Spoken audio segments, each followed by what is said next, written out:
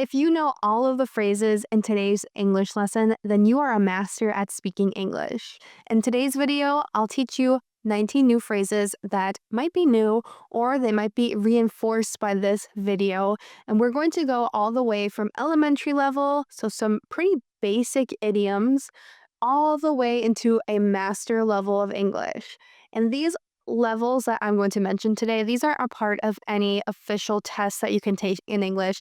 These are just my own levels of English, how I like to categorize English learners. And honestly, these are just the Kayla levels of English. We're going to start out with elementary, move into intermediate, intermediate advanced, advanced English. Then we're going to start with fluent phrases. And finally, if you are a master at English, you will know the really, really difficult phrases at the end of this video. Then I define a master of English as someone who even can teach English and they can teach new English words and phrases to a native English speaker. So not many people are actually masters at English, and not many people are actually fluent at English phrases. So let's see where you lie in today's lesson, and I hope that you learn many new phrases that you've never heard before so you can actually advance your conversations by having new vocabulary to use to describe your feelings, emotions, thoughts, and ideas. Let's get started. We're going to start with some elementary English phrases. Do you know what it means if something slips someone's mind? Must have slipped my mind. I was going to buy milk at the store yesterday, but it slipped my mind. This means that you forgot it. So this is a pretty basic idiom of saying, I forgot to do it. And this is a great idiom to use. If you told your friend that you were going to call them and you wanted to talk to them, but you just got really busy and you just forgot, you unintentionally forgot, you could say, I meant to call you last night, but it slipped my mind. This means it slipped through my mind. I forgot on accident. Next, do you know what it means to make a difference? I'm gonna make a difference. There are lots of really great people in the world that are trying to make a difference. So if you are even just a super basic level of English, you might know that to make a difference means to change something. But if you are working up your English level, you might know that when American English speakers use this phrase, we're going to make a difference, it means we're going to make a positive change or a positive impact. We like to encourage people with this phrase. So we may say, hey, it's important to recycle because it makes a difference for our planet or our environment. A lot of times, if we're asking people to donate their time or money to charity, maybe there's lots of hungry people, and you say, hey, if you can donate some money, it would make a difference. We're meaning it would make a positive change or a positive impact for hungry people in this charity. If you're watching this English lesson, chances are you're not an elementary English speaker because you can understand what I'm saying and you are learning lots and lots of advanced phrases. So let's move on up to intermediate and see if you know these next two phrases. To connect with someone. Do you know what it means to connect with someone? You just have to find someone to connect with. If you're thinking in just basic terms, not in the idiom sense, if you're connecting with someone, maybe you literally link arms, you're connected. Now, that's not actually what we mean when we use this phrase. If you connect with someone, it means you talk to them or it means you get along with them. If you're connecting with someone, it means you're forming a good relationship. Good teachers really connect with their students. They get to know them. They ask about their families. They ask about their likes and their dislikes. So when we say in English that we're going to connect with someone or we really want to connect with someone, it means we want to form a bond or a relationship with someone like a friendship. And a lot of times we use this phrase in a negative sense. We say, oh, I just don't connect with them. This means you don't have a good relationship. You don't share a lot of good conversation or interests with the person that you don't connect with. Sometimes if you are at work or if you have a big family, someone will get the idea to get a gift for someone else and they ask others to chip in. What does it mean to ask people to chip in? We all chipped in. This phrase, to chip in, it means to contribute, and it often means money, We can talk about contributing our effort in our work as well. So, again, going back to my original example, if you are at work and it's your boss's birthday, sometimes all of the employees will chip in. This means they will contribute a small amount of money so that you can buy a bigger gift together. So, everybody's working together with their money to get a better gift with everybody's contributions. Or maybe you are cooking a really big meal, you're about to have a party, and you ask someone in your house, hey, could you chip in the kitchen right now? I really need help. So you're asking them to chip in some work so that you guys can get ready for the party or for the dinner, whatever it might be. This phrase is really common, but I wouldn't be surprised if you had never heard it before. Do you know what it means to stall? So I'm not ready yet. Can you stall? Stalling. Not stalling. If you are stalling, it usually means you're delaying or you're stopping something.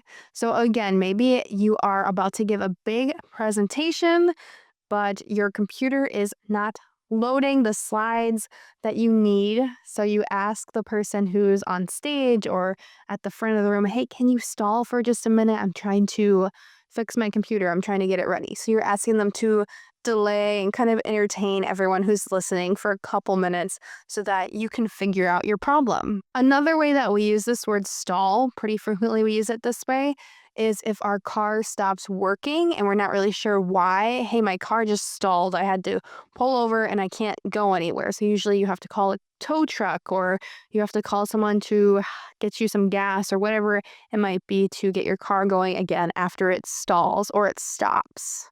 If you think someone is purposely wasting time or trying to delay something, you might tell them, hey, don't stall. Can you stop stalling? This means stop delaying what we need to do.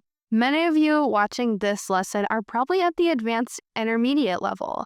Let's look at some phrases that you might know if you're at this English level. Has someone ever told you to keep something short? And do you know what it means? No need. I'll keep this short. This phrase, to keep something short, means to try to make a story or whatever you're about to say not take up too much time or make it brief. If you know that somebody's busy, you might say, hey, I'm going to keep this short, but I have to tell you something really important. This means you're going to give them a quick summary. You're not going to tell them the long, full story right now. So again, this common phrase is used when you're giving presentations or you're speaking to a group and you want to make sure that you're being considerate of other people's time. We're going to keep today's meeting short. I'm going to keep it short for you. Hey, could you keep this short? We actually have to go by 2 o'clock. Has anyone ever popped in on you unexpectedly? Do you know what this phrase means, to pop in on someone? Think for a minute. If you pop in on someone, it means you visit them. And usually this is an informal visit. It's quite often unexpected and it's very short. If your family is going to visit you, maybe your family lives in a different city or a different state than you, and they come to visit for just a short amount of time and it's kind of unexpected or they didn't plan it very far in advance. You might say, oh, my family just kind of popped in on me. I wasn't expecting them. It means they show up, they visit for a very short amount of time. Do you know what it means to hinder someone or to hinder something? You shouldn't be hindered. You should be helped. This phrase can be thought of as slowing down something or kind of ruining something. Oftentimes, the weather can hinder our plans. So, for instance, if we're about to have a party outside or a wedding outside and it's raining, that is going to hinder our plans, meaning it's going to kind of ruin the plan or make it not possible even. If you are traveling and you have a lot of delays, you could say, the delays really hindered our travel plans. This means it ruined it, it slowed it down, it just made it worse than what we were planning. So to hinder is usually used in a very negative way. I hope that you've crushed the phrases from the different levels. So far, let's move on to our advanced English phrases and words. And the first phrase is really just a word.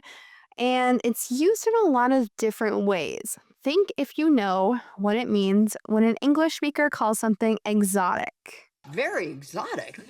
When we say exotic, it can mean it's unusual, or we haven't seen it before, it's unfamiliar, or we can even just mean that something is from a foreign place or a foreign country if we call it exotic.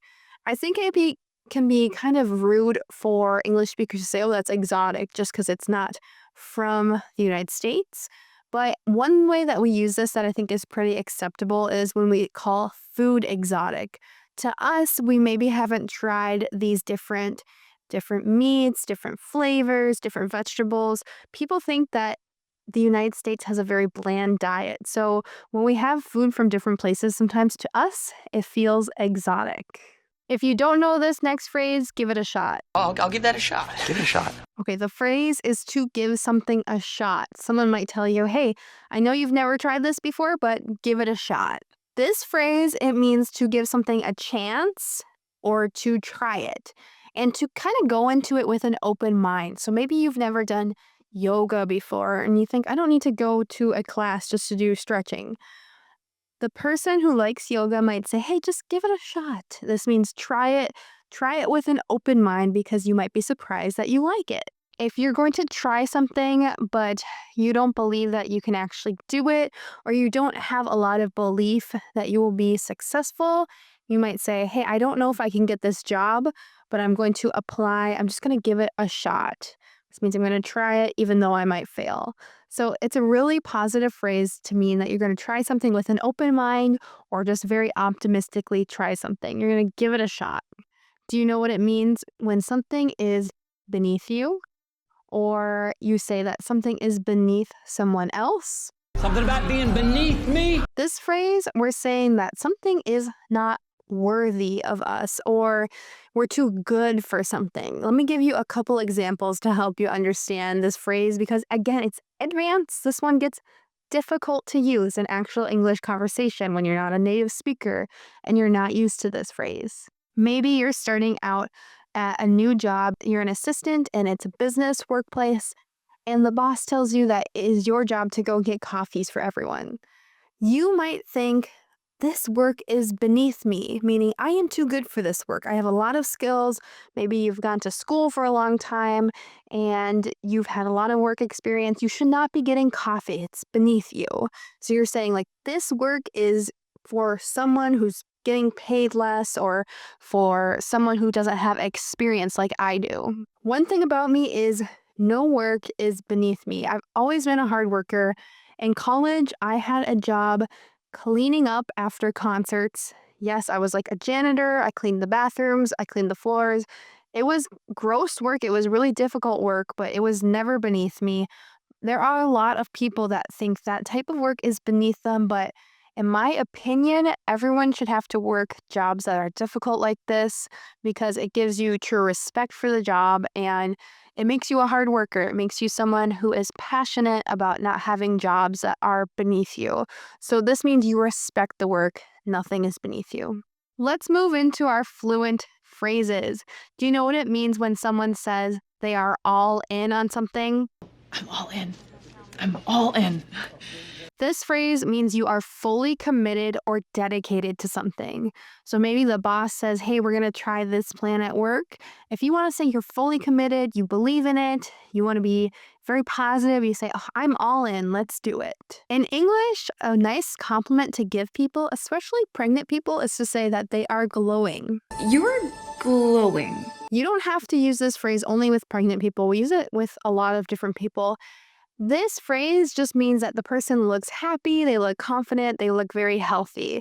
Oh, you're glowing. And maybe the person says, I just got back from vacation. I feel very relaxed and I got a nice tan. So you can physically be looking nice when you are glowing, or you can just be looking confident and happy if you say that somebody is glowing. Do you know what it means when an English speaker says, I can get along without it? This phrase gets a bit complicated.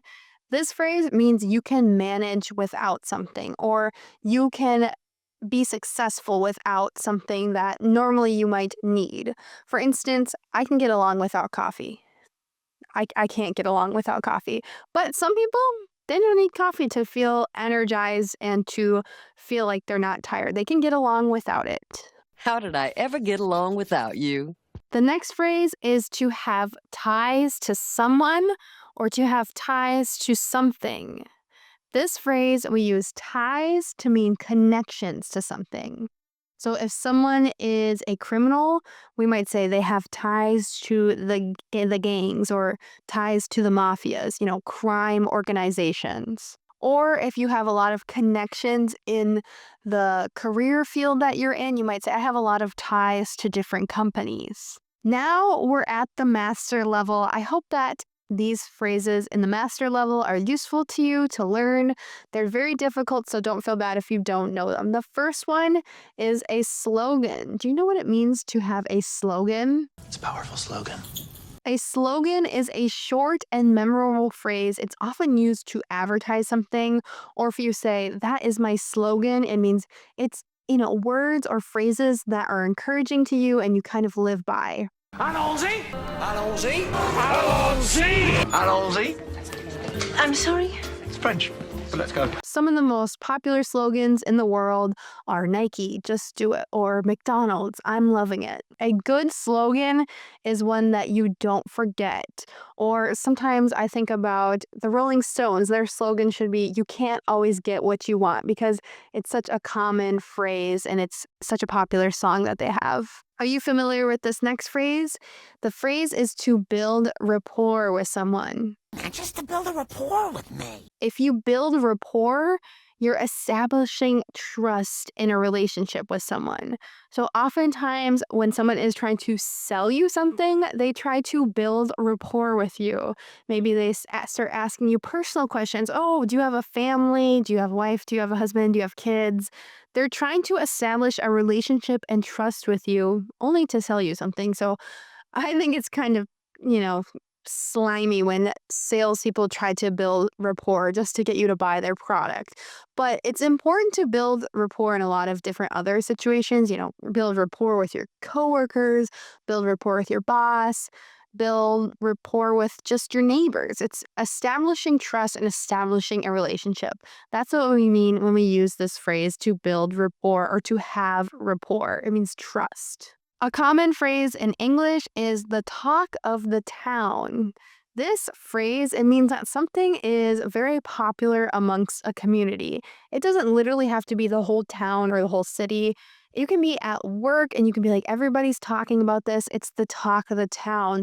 The new employee is the talk of the town. They're so interesting. They're so good at their job, whatever it might be. And you're the talk of the town, you two. Our last phrase, if you are a master at English, you probably already know this phrase, is to keep something to yourself. This phrase is used to mean to keep a secret. We use this phrase exactly interchangeably, but it's kind of saying, keep this to yourself. We don't want to say secret because sometimes secret has a negative connotation. If you're keeping secrets, maybe you're not trustworthy or maybe you're kind of lying to other people. So sometimes we just say, hey, just keep this to yourself. This means don't tell everybody. Maybe you're going to tell people later, but for now it needs to be a secret, and it's a soft, gentler way to say keep this a secret. Keep this to yourself. Keep this to yourself. How did you do on today's English quiz? Are you advanced? Are you still in the intermediate? Or are you working your way up to master? Let me know in the comments. I want to know where you lie on the Kayla English levels. And if you want to learn over 200 new words and phrases, just like the ones in this lesson, I want you to visit EnglishWithKayla.com. Right now with the coupon code UPGRADE, you can get an exclusive discount on my course. It's a 6-week vocabulary course. And if you don't want to pay for a course right now, make sure to check out one of the videos that I'm going to put on screen next. That will also upgrade your vocabulary. Thank you so much for watching this lesson with me. I'll see you guys in the next one. Goodbye.